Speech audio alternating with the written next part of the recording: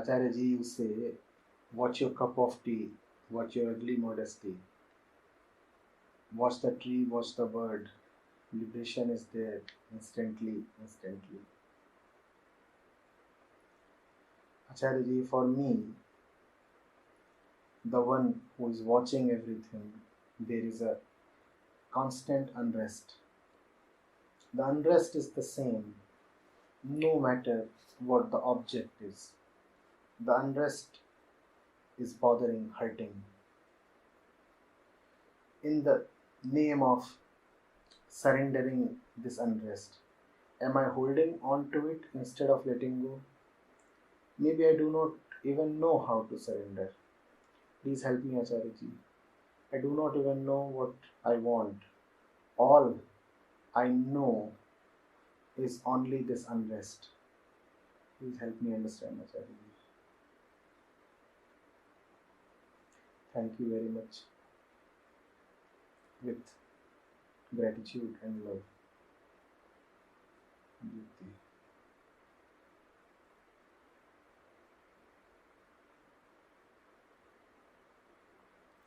So Jyoti,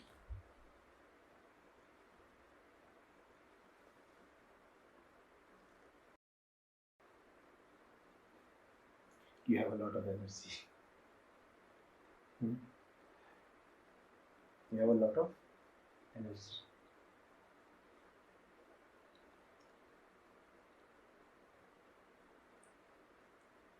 Where do you find more energy? In a still ocean or in a bellowing ocean?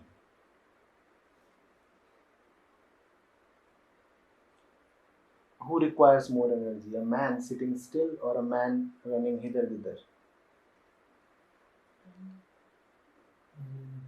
Unrest implies a lot of energy. And that is being used to run from here to there, from pillar to post. The matter is quite simple. You need not be so bothered. As long as you have spare time, spare space, spare energy, it will turn against you. You have to devote every bit of yourself to something very sublime, far bigger than you. This devotion is called surrender. What else is surrender? To give that up which you have. But you just can't give up something to anybody or anywhere. It has to be given to the right one.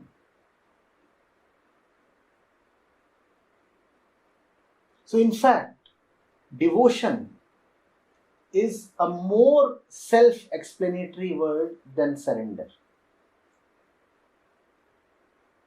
Because surrender sometimes sounds like letting go, dropping.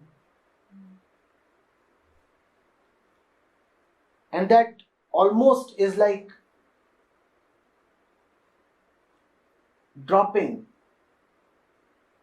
a wasteful piece of plastic in the waste bin.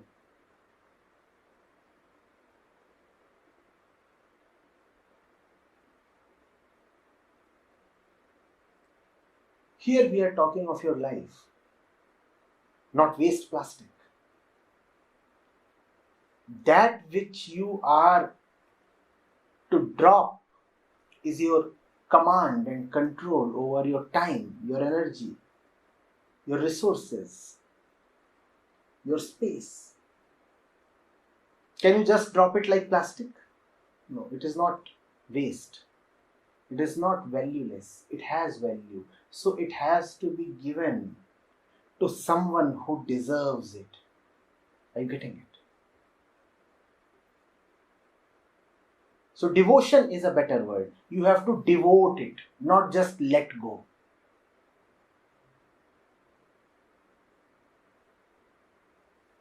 It's like one is carrying medicines that one doesn't need.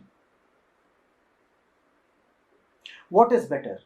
To throw them away somewhere?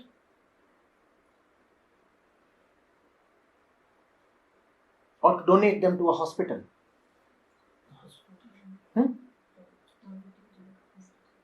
So what is better? Letting go or devotion? Letting go can mean, I don't want to carry the burden of these medicines, so I'll just throw them out of the window. Now, is that something advisable? Not only is it not advisable, it is also impractical. Why? Because deep down you know that the medicines have value. So it will become very difficult for you to keep throwing them out of the window.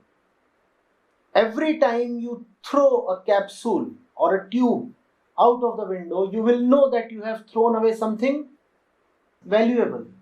So the process of letting go will be not fast. It would be a slow process impeded by lack of willingness.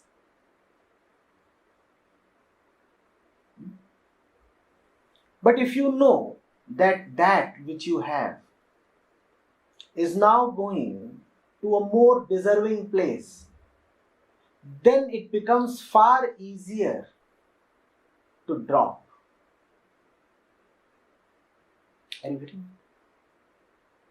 If you take that same box of medicines to the hospital, it will be easier and faster. Because now there would be no internal resistance. That is why, even as the world keeps talking of dropping and letting go, these are very fashionable terms in neo-spirituality. India has remained old-fashioned, and India talks of good old devotion, bhakti. India does not, in the Zen way, just say drop. India says devote. And this difference must be very clearly understood. Dropping is very, very self-centered, whereas it is the very self that you have to drop. What does dropping mean? Dropping, in a sense, is like littering. I do not need it anymore, so I just throw it away. So I get unburdened. I just had the mineral water. Now the bottle is of no use to me. It's a burden. So what do? I litter. Dropping can imply littering. It really does not.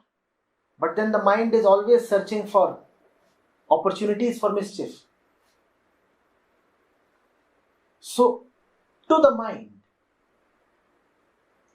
dropping can even mean littering. And that is very, very petty behavior, selfish thing. No, is it not? I don't need the bottle, so I throw it out of the window. And if you are indulging in that kind of selfishness, have you really dropped anything? Because what is there to drop? The self itself. But dropping is not really a complete freedom from the self.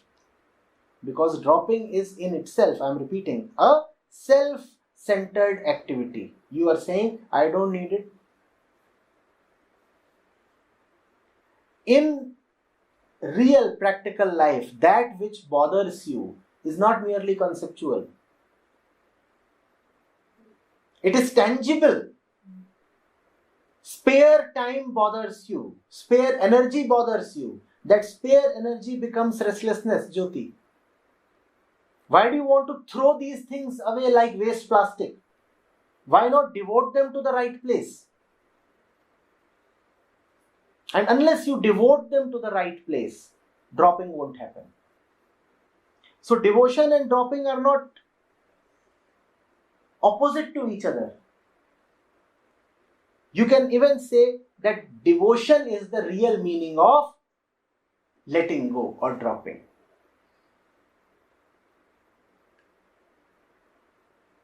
Are you getting it? You cannot be restless if you have no time.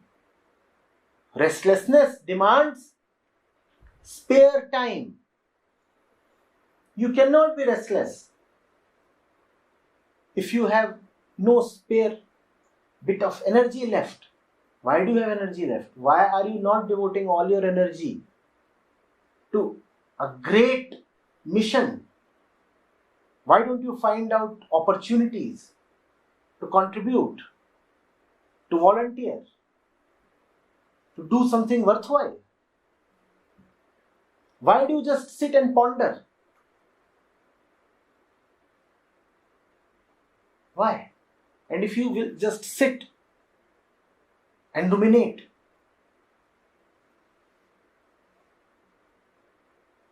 that doesn't take you anywhere. Rumination does not make you a Rumi. Or does it? There are many who in the name of spirituality do just this much and only this. What?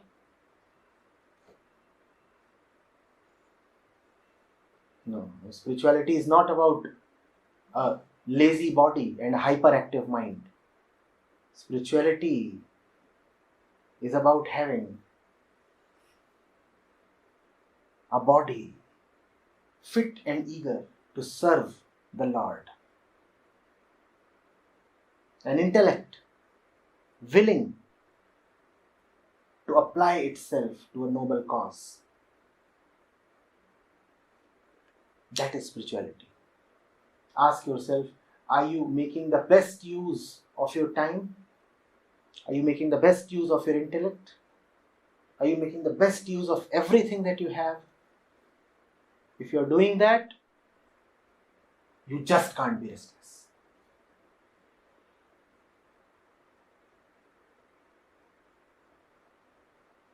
Even to suffer, you require time. Get busy, Jyoti. Get extremely busy. You won't suffer.